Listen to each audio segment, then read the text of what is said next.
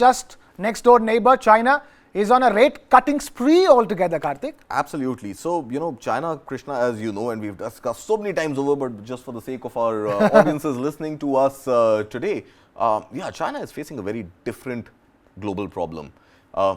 The world is grappling with inflation. The world is grappling with increasing prices, which is inflation.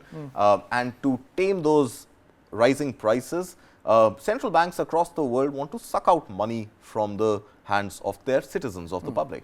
And to do that, it increases the repo rate. That repo rate, incidentally, then gives them better interest on the money that they park with their banks, and hence the money in the hands of the public goes into the banks and in the banking system. And then that banking system is able to deploy that money to spur up economic growth, broadly speaking, right?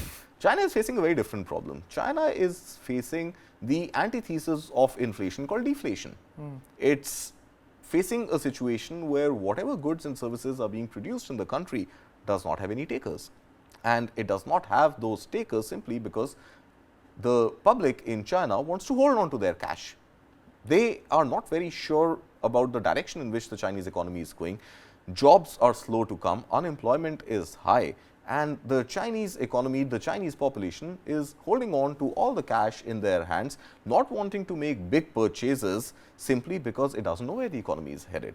And to spur this demand, now what is happening as a result of that? Prices of goods and services are coming down, and that is deflation, because suppliers want producers want people to buy. So make it cheaper, make it cheaper, make it cheaper, make it lucrative for people to go and make those purchases, but people are not making those purchases.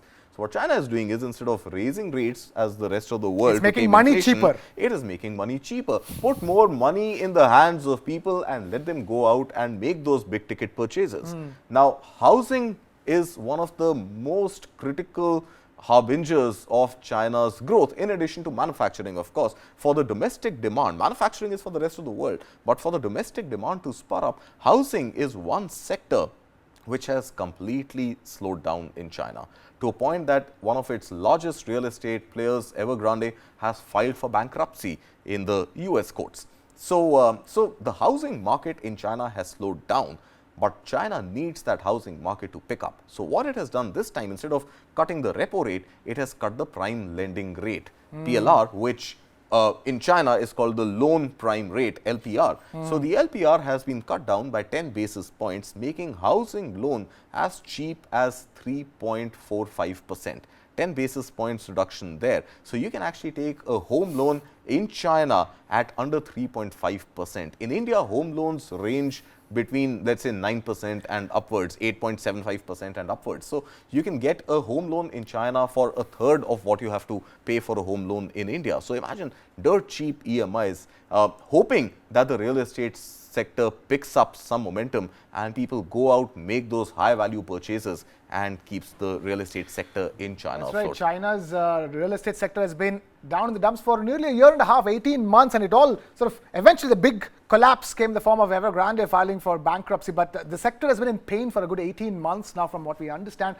That's the reason why you now finally all of that pain has resulted in a lending rate of now less than 3.5%. One challenge that could come, because anytime there's a cut in lending rate across the world, it doesn't sort of take my memories away from what happened with the global meltdown of 2008, the subprime crisis, right? Subprime lending rate. Yes. And that led to a global recession. So China going that way, well, maybe in the short run it could spur up some demand, but in the long run, it could be more trouble than solving a problem.